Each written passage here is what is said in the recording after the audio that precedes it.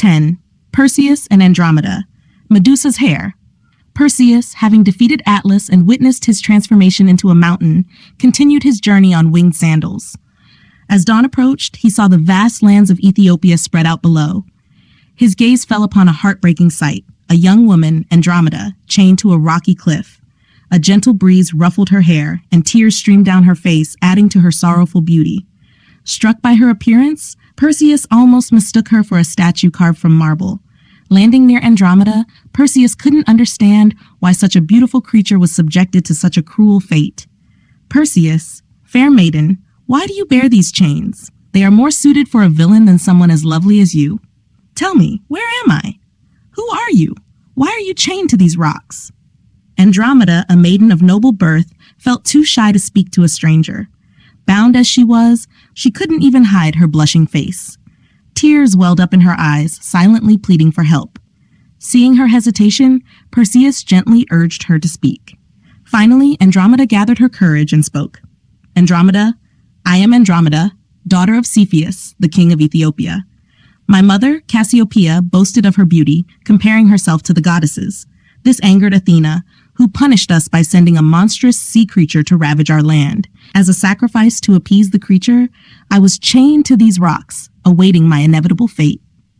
Before Andromeda could finish her story, a terrifying roar shattered the tranquility. A monstrous creature emerged from the depths of the ocean, its massive body casting a shadow over the land. It approached Andromeda, its jaws agape, ready to devour the helpless maiden. Andromeda's heart pounded with fear. She screamed, her voice echoing across the desolate shore. Her parents, Cepheus and Cassiopeia, rushed to her side, their faces etched with despair. They could only watch in agony as their beloved daughter faced her impending doom. The stranger spoke to Andromeda's weeping parents. "There's no time for tears now," he said. "The time to act is short. If I were to ask for your daughter's hand in marriage, I, Perseus, son of Zeus, wouldn't you consider me the best choice? I am the slayer of Medusa, with her serpent hair, and I dared to fly through the air on winged sandals. To these accomplishments, let me add my bravery, if the gods favor me. I only ask for your daughter's hand if I can save her through my valor." Cepheus and Cassiopeia, overwhelmed by the dire situation and the bravery of the young hero before them, agreed to Perseus's request, hoping for a miracle to save their daughter. Without hesitation, Andromeda's parents agreed. They begged for his help and even promised their kingdom as a dowry.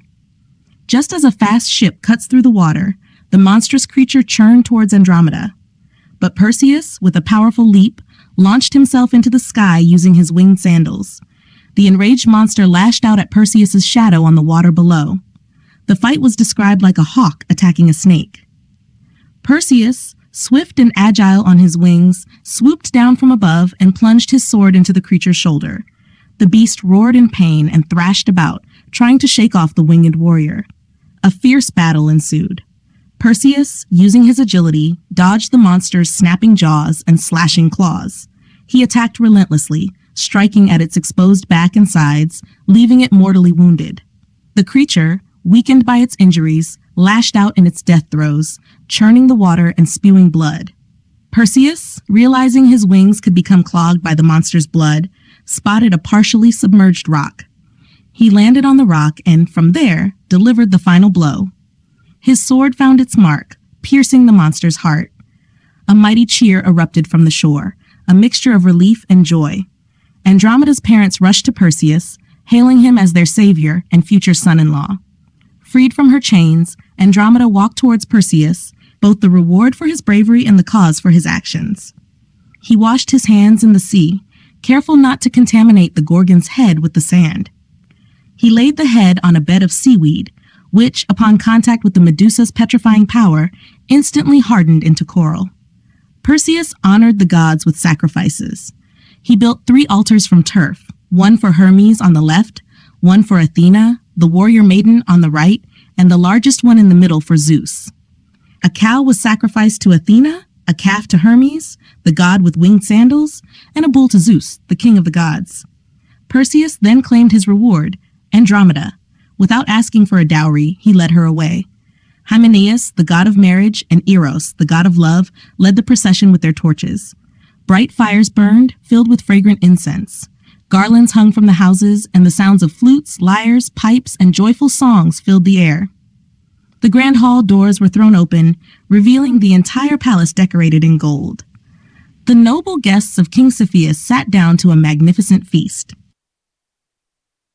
After the merriment and the generous flow of wine, Perseus, grandson of Abas, inquired about the customs and traditions of the land. One of the guests, Lyncedes, stepped forward and addressed Perseus.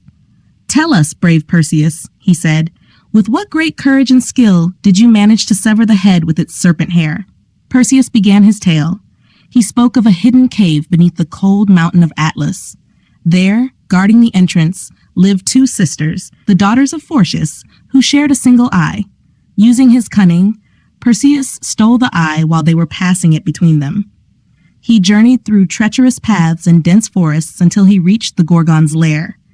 Everywhere he saw, in fields and on roads, men and beasts turned to stone by Medusa's gaze. But Perseus, using the reflection on his polished bronze shield, safely observed Medusa's horrifying visage.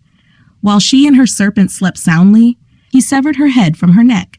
From her blood sprang Pegasus, the winged horse, and his brother. Perseus recounted the dangers of his long journey, the seas and lands he saw from above, and the stars he brushed with his winged sandals.